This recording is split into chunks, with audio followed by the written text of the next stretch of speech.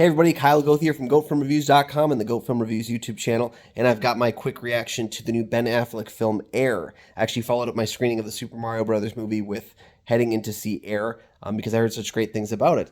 I've been a Ben Affleck as a director fan for a while. The only one of his films that I haven't seen is Live by Night, but everything I have seen of his is stuff that I quite liked and quite enjoyed. So I kind of knew that this was going to be up my alley. I'm also one of those people, I don't care much for sports. It's not like I'm for or against. I just don't know any of the in details or anything like that. I like seeing live sports, but I don't really watch it on the TV all that often. But man, when you give me a sports movie or one of those sports adjacent movies that works, then that really kind of brings me in, because sport films in that world, they have an innate ability to tell a gripping story, just based on the idea. It's kind of like how we talk the difficulty in adapting a comic book series because they never really have an ending, or the difficulty in adapting a video game series because so much of it is built around the action and not the story, more often than not. This, with sporting events and that kind of thing, there is that inherent, there are people who win, there are people who lose at the end, and getting to that part can be a really captivating experience, even with something that's not really about the sport as much as it is about a shoe company.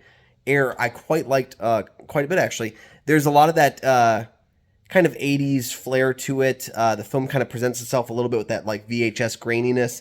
Ben Affleck did not take the lead role this time. He handed it off to his friend Matt Damon, but he has kind of the secondary lead as Phil Knight, the CEO of Nike.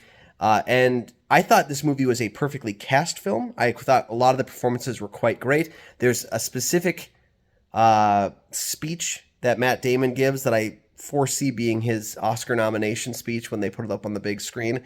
Although I don't know for certain this will be one of the best performances of the year. Everything was quite good in the movie. Viola Davis as Michael Jordan's mother was really great. The decision to not really have Michael Jordan in the film, but just have kind of a stand-in there and not have to do then the choice between caricature and performance, probably a smart idea, because the film, again, really isn't about Michael Jordan. It's about these guys in this failing shoe company trying to fix things. So I was entertained. I thought it was quite a lot of fun. A lot of comedic moments that I didn't expect, because when you really think about Ben Affleck as a director, Gone Baby Gone is some serious stuff. That's some hard-hitting stuff.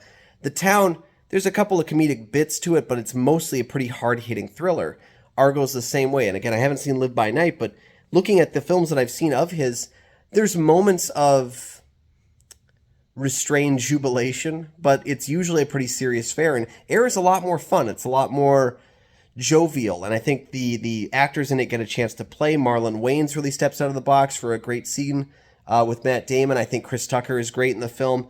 Chris Messina has to juggle a lot of F-bombs and make it all convincing, and I think he does. Jason Bateman's quite good in the film. Really, there's not a bad performance in this movie, and it is a movie of performances and of writing. Some of the writing is a little choppy. There's moments that feel like they're overly expletive, where it doesn't sound like a realistic thing a person would say.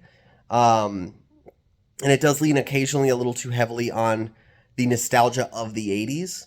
But when it's really working, it's working amazingly well. And I quite enjoyed the film. I don't know that it would make my top 10 of the year, but right now it currently is one of my favorite films of the year. So go ahead and check out Air in theaters right now with my recommendation. I think it's going to be heading to Amazon Prime eventually, but I don't really know. So check it out while it's in theaters. It was a lot more fun to see it in a theater with a crowded group of people. And then let me know your thoughts down below. And maybe give me your favorite Ben Affleck directed film, or maybe Ben Affleck starring film, because he's in this one too.